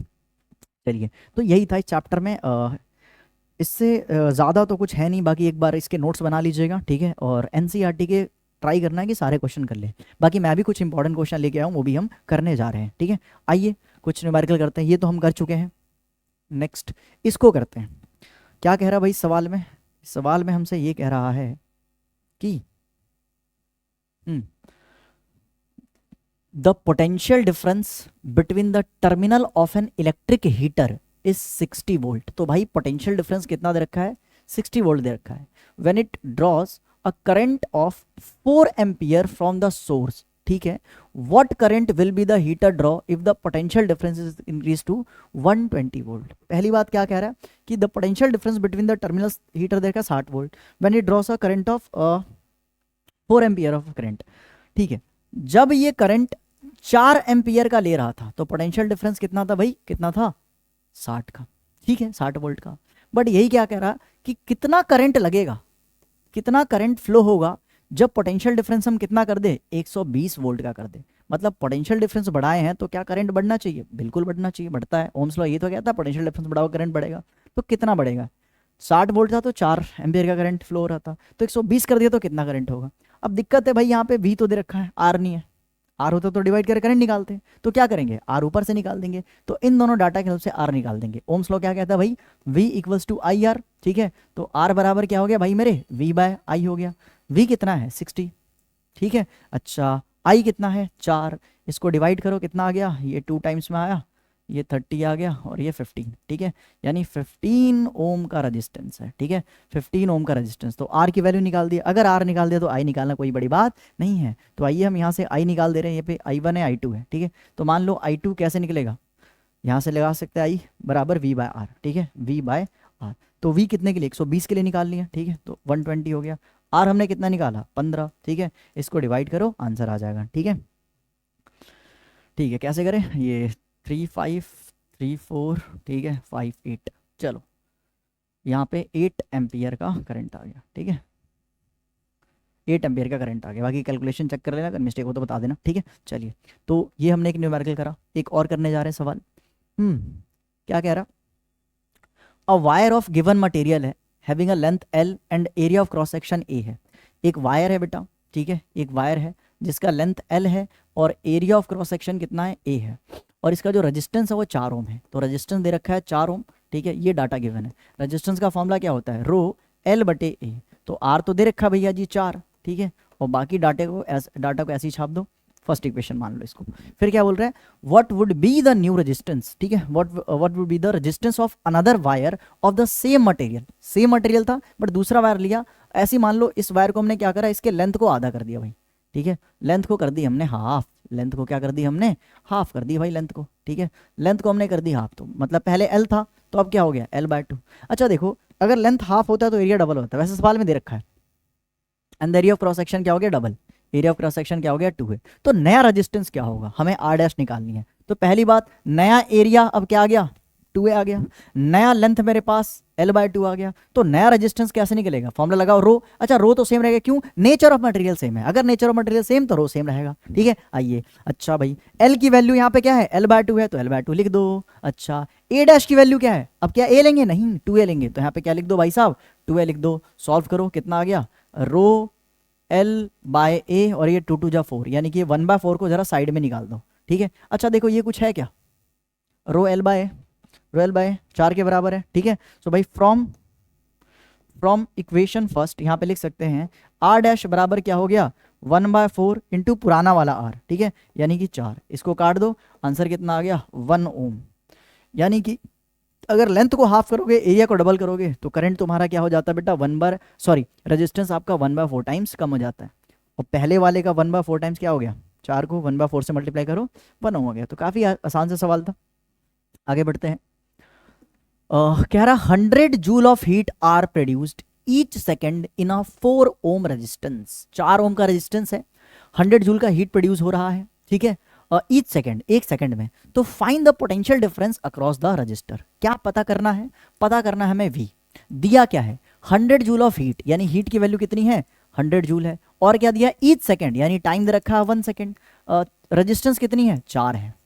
तो ये सब दिया है मेरे को, V पूछ रहा है, सब दिया है मेरे को, क्या पूछ रहा है भाई, V पूछ रहा है। तो भाई कैसे निकाले, कैसे निकाले, कैसे निकाले, तो देखो भाई V निकालने के बहुत सारे तरीके हैं। हीट के बहुत सारे फॉर्मूले, कौन सा लगाना चाहिए जिसमें H हो, H हो, T हो, ठीक है। I यहाँ पे दिया है क्या, नहीं दिया है। ऐसा कोई फॉर्मूला है जिसमें T है, R है और डायरेक्टली V निकल जाए, ऐसा था एक फॉर्मूला। H बराबर क्या होता है V²/R इंटू में T, यही था ना भाई, H V²R बटे में T। ये लास्ट वाला फॉर्मूला इसको बहुत कम बच्चे याद रखते हैं, बट देखो भाई इस पे न्यूमेरिकल आ रहे हैं, ठीक है, तो इसलिए याद रखना। तो भाई इस फॉर्मूले से हम डायरेक्टली आंसर ला सकते हैं।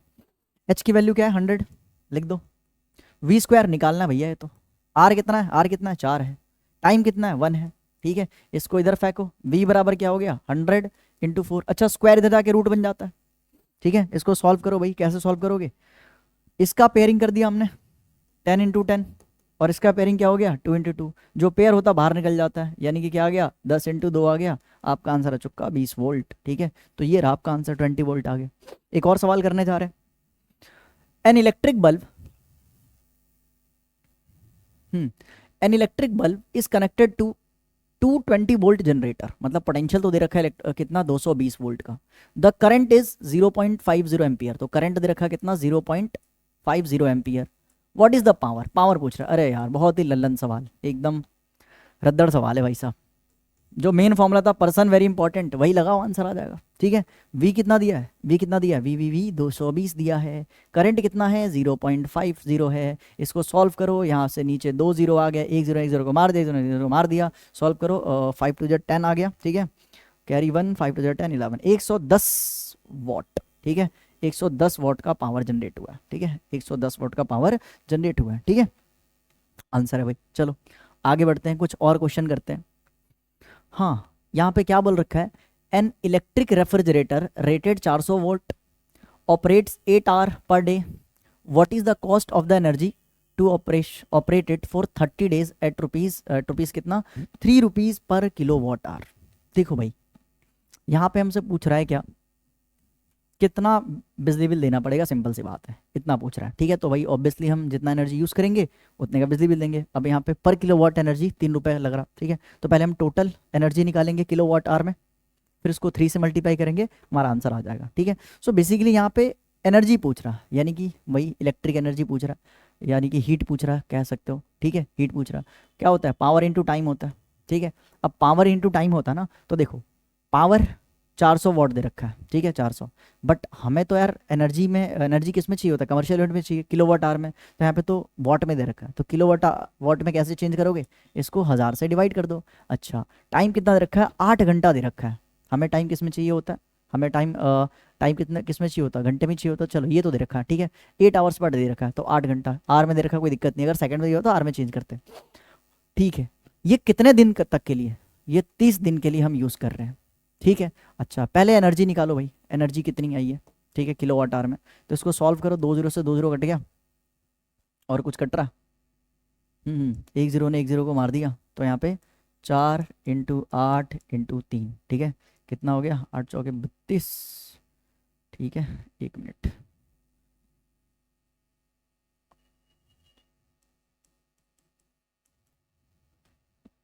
ठीक है 96 किलो वाट आवर आ गया, ठीक है, कितना आ गया 96 किलो वाट आवर आ गया। सॉल्व कर देख सकते हो, 8 4 32, 3 से मल्टीप्लाई कर दिया, 3 2 6 9, ठीक है 96 किलो वाट आवर आ गया। अब देख भाई इतना एनर्जी हमने यूज़ करा 30 दिन में, ठीक है। अब 1 किलो वाट आवर का 3 रुपये है, तो इतने किलो वाट आवर का कितना हो गया, तो कॉस्ट कितना निकल गया भाई कॉस्ट ये 96 इंटू 3 से मल्टीप्लाई कर दो, आपका आंसर रुपीज में आ जाएगा, कोई बड़ी बात नहीं है, कर सकते हैं। ठीक है, चलिए आगे बढ़ते हैं, कुछ एमसीक्यू वगैरह इसको भी देख ले रहे हैं। क्या कह रहा है, when the 1 unit of electric charges move from 1 point in electric circuit, then amount of work done in joule is known as।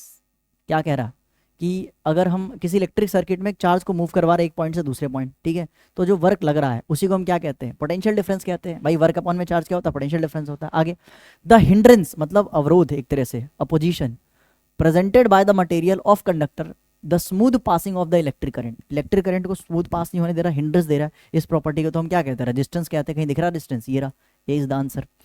The resistance of a conductor is directly proportional. Directly तो length क्या होता है, length कहीं चमक रहा है, ये रहा चमक गया, आ गया आंसर भाई साहब। The purpose of rheostat, rheostat क्या करता है, इंक्रीज या डिक्रीज करता है करंट को। कहाँ है current, increase the magnitude of current, decrease the नहीं, दोनों करता है, इंक्रीज और डिक्रीज दोनों कर सकता है बेटा। ठीक है, चलो, point to be kept in the mind of for verification of Ohm's law. Ohm's law के वेरिफिकेशन के लिए कौन सा, ammeter voltmeter should be connected in series, नहीं दोनों को नहीं करते हैं। Ammeter should be connected in series and voltmeter is parallel, या दिस इज करेक्ट। ठीक है, आओ अब fuse wire is inserted in, fuse wire किसमें करते हैं, न्यूट्रल वायर में। कोई फायदा ही नहीं है, न्यूट्रल वायर में तो करंट ही नहीं जाता, फिर भाई मेल्ट ही नहीं होगा, पता लगा घर जल गया तो हमारा फ्यूज वायर नहीं जला। ठीक है, चलो, in the earth wire, earth wire में करने का कोई फायदा नहीं है। May be connected in any line, नहीं नहीं, लाइव वायर में, जहाँ जिस वायर से करंट जाएगा उसी वायर में कनेक्ट करते हैं। When electric current is pass the electrons move from, electron, अच्छा देखो, पॉजिटिव चार्ज, जो पॉजिटिव चार्ज यानी कि जो करंट है, ठीक है, पॉजिटिव चार्ज और करंट का दिशा एक ही होता है। वो कैसे, पॉजिटिव टर्मिनल से negative terminal of the battery की तरफ क्या करते हैं बेटा, फ्लो करते हैं।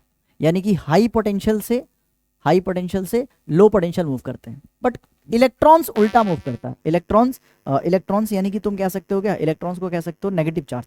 ठीक है, नेगेटिव चार्ज आपके उल्टा मूव करते हैं, LP2 HP। ठीक है, यानी कि ये नेगेटिव टर्मिनल से positive terminal of the battery की तरफ फ्लो करते हैं। तो भाई देख लो इसमें क्या है, when electric current is passed electron move from high potential to, गलत, लो पोटेंशियल टू हाई, ये सही है। ठीक है, in the direction of the current against the direction, अरे भाई मल्टीपल करेक्ट आंसर इसमें, तो ये भी सही है, low potential to high potential और against the direction of current. देखो ना, करंट प्लस से माइनस जाता है तो इलेक्ट्रॉन माइनस से प्लस जाता है। ठीक है, प्लस से माइनस तो ये माइनस से प्लस, तो भाई ये दोनों ऑप्शन सही है, बी भी सही है और डी भी सही है। बढ़िया सवाल था ये तो। चलिए आगे बढ़ते हैं, ये तो हमने कर लिया था। एक जरा रीजन ऑफ सेशन देख लेते हैं। The fuse wire damage the various appliances in household. ठीक है, फ्यूज वायर डैमेज करता है, the fuse wire damage the various appliances, नहीं यार बचाता है ये तो। ठीक है, depending on the device appliances use the fuse wire of the proper thickness has to be used. तो भाई देख यार, ये तो मेरा फॉल्स है। ठीक है, नहीं इसमें हमेशा थिन ही आएगा, तो भाई ये भी फॉल्स है, ये भी फॉल्स है। ऐसा कोई ऑप्शन है क्या, A is incorrect and R is correct, A is correct and R is, ये तो नहीं लग रहा सही मेरे को। ठीक है, both and R is correct but R is not, ये भी नहीं लग रहा मेरे को। Both and A R correct है, ये देखो ये तो फॉल्स है और ये ट्रू है। ठीक है, यानी कि ए इनकरेक्ट है और हमारे पास क्या है, आर। ठीक है, बाकी कोई मैच ही नहीं कर रहा, बोथ एन आर करेक्ट है, नहीं ये तो हो ही नहीं सकता। तो हमारा कौन सा ऑप्शन है इस करेक्ट है। असर्शन क्या है, when a current I flow through the resistor R heat produce, क्या होता है, the Joule's law of heating says H equals to I square RT। बिल्कुल सही है। ठीक है, तो इसमें दोनों सही है, बोथ एन आर करेक्ट है और R is the correct explanation, बोले D is the correct answer. ठीक है, चलिए आगे बढ़ते हैं। ये ऐसे सवाल बहुत आते हैं। अच्छा देखो, ऐसा सेम सवाल कर रहा था ना, what would be the new resistance if length of the conductor is doubled and thickness को हमने क्या कर दिया, हाफ कर दिया। अब इस बार लेंथ को हम डबल कर रहे हैं। ठीक है, मतलब पहला मान के चलो लेंथ क्या था इसका, L था। ठीक है, area of cross section A था, तो इसका रेजिस्टेंस क्या हो गया, रो L/A। अब हमने क्या कर दिया, लेंथ को डबल कर दिया। ठीक है, लेंथ को हमने कर दिया double.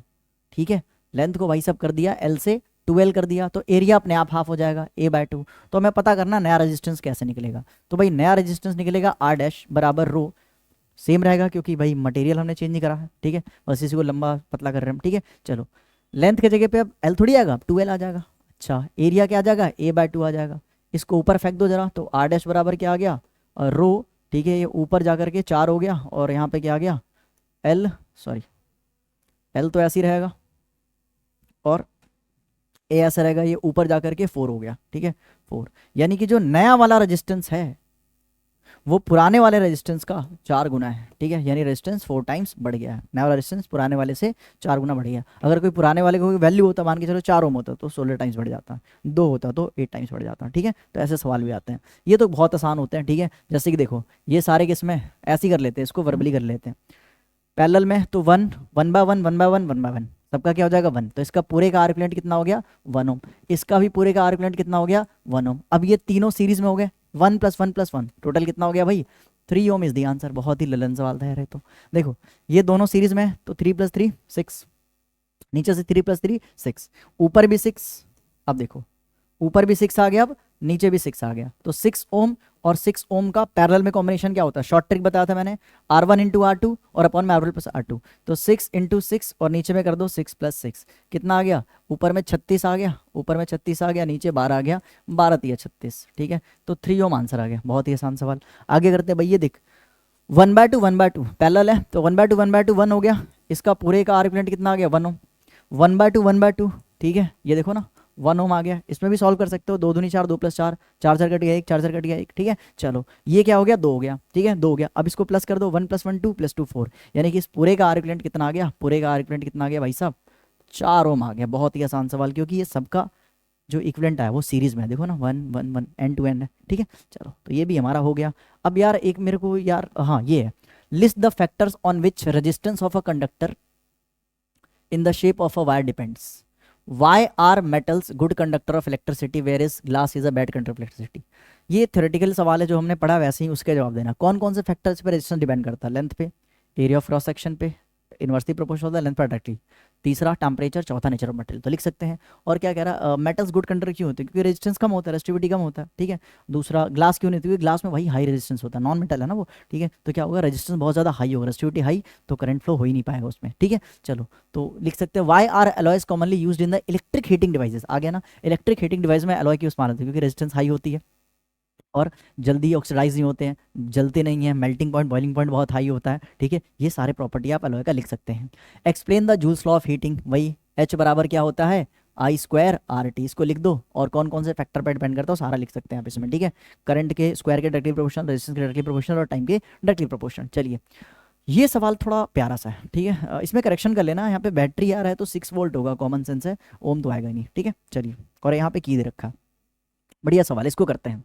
In the circuit given below calculate करना मेरे को क्या, टोटल इफेक्टिव रेजिस्टेंस यानी कि आर इक्विवेलेंट। तो आर इक्विवेलेंट तो बहुत आसान निकालना, 4 और 2 कितना हो गया 6 सीरीज में, और 6 और 6 का पैरेलल क्या होगा 6 36 और अपॉन में 12 12 36, इसका भाई आर इक्विवेलेंट कितना आ गया 3 ओम आ गया, ठीक है। कर सकते हैं, बहुत आसान है। 4 2 का क्या हो गया भाई, ये 6 हो गया ना, ठीक है।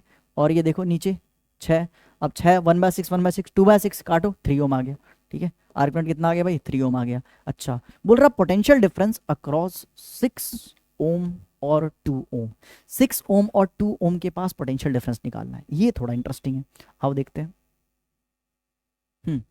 पहली बात, पैरेलल में पोटेंशियल सेम, मतलब जितना 6 वोल्ट इसको मिलेगा इन पूरे को 6 वोल्ट उतना ही मिलेगा, पोटेंशियल सेम हो गया, ठीक है। बट करंट अलग होगा। करंट पहले निकालो, करंट निकल कैसे रहा, तो करंट क्या आ गया I = V/R। V कितना दे रखा भाई 6 दे रखा है, R कितना है टोटल, R इक्विवेलेंट टोटल कितना है 3 है, तो करंट 2 एम्पियर। तो भाई 2 एम्पियर का करंट यहाँ से जा रहा है, कितने एम्पियर का 2। अब ये 2 एम्पियर का करंट बटेगा ना, यहाँ पे I1 में बढ़ जाएगा और ऐसे ही किस में बढ़ जाएगा I2 में बढ़ जाएगा, ठीक है। तो आ जाओ बांट देते हैं। यहाँ पे करंट I1 कैसे निकालेंगे, तो देखो I1 अगर निकालना है आपको, I1 निकालना है तो V/R होता है, यहाँ का पोटेंशियल ले लो और यहाँ का रेजिस्टेंस ले लो, कितना आंसर आ गया 1 एम्पियर, ठीक है। तो I1 1। अब भाई 2 एम्पियर का करंट था, 1 एम्पियर इसी ने ले लिया, तो 2 में से गया बचा कितना 1, तो यहाँ पे कितना आ गया 2 में से गया, तो भाई 1 एम्पियर बचा ना, तो यहाँ पे 1 एम्पियर करंट जाएगा। अच्छा देखो, क्योंकि ये सीरीज में करंट सेम होता है, तो जितना करंट इसको मिलेगा उतना 1 एम्पियर का करंट इसको भी मिलेगा। तो करंट तो भाई सब क्या मिल रहा है, सेम मिल रहा है। करंट सबको क्या मिल रहा है यहाँ पे, सेम मिल रहा है, ठीक है। अब मुझे क्या बोला था कि यहाँ का और यहाँ का क्या निकालना, पोटेंशियल डिफरेंस निकाल सकते हैं। मेरे पास यहाँ का करंट है, यहाँ का रेजिस्टेंस है, पोटेंशियल डिफरेंस नहीं आ सकता, कैसे कर देगा पोटेंशियल डिफरेंस, कैसे निकालेंगे, V = IR। I कितना है 1, R कितना है यहाँ का 4, तो पोटेंशियल डिफरेंस आ गया 4 वोल्ट। अच्छा, यहाँ पे करंट कितना भाई साहब 1, रेजिस्टेंस कितना 2, तो भाई यहाँ पे V1 निकाल दिया हमने और ऐसे V2 निकाल दो। V2 कैसे निकलेगा, करंट तो एक ही है, पोटेंशियल डिफरेंस सॉरी रेजिस्टेंस है 2, तो कितना आ गया 2 वोल्ट आ गया। अच्छा, कैसे मान ले कि आंसर सही है, तो देखो ये दोनों का टोटल 6 आना चाहिए ना, तभी तो 6 वोल्ट दिया तो 6 वोल्ट वापस आ गया बैटरी पे। तो देखो ना 4 और 2 6, 4 और 2 6, आंसर आ गया। ठीक है, तो भाई ऐसे क्वेश्चंस आते हैं आपके सीबीएसई एग्जाम में। ठीक है, तो यहाँ पे हमारा इलेक्ट्रिसिटी का लेक्चर कंप्लीट हो गया। हमने कोशिश करा ज़्यादा से ज़्यादा न्यूमेरिकल्स करवा दें, जो भी मेरे को इंपॉर्टेंट क्वेश्चन लगा वो हम कर चुके हैं। ठीक है, बाकी आप इतना प्रैक्टिस करिए, मिलते हैं किसी और लेक्चर में किसी और चैप्टर के साथ। Till then bye. और आपको जिस चैप्टर का वन शॉट चाहिए आप कमेंट करके बता सकते हैं, सबसे पहले उसी का हम शूट करेंगे। ठीक है, थैंक यू।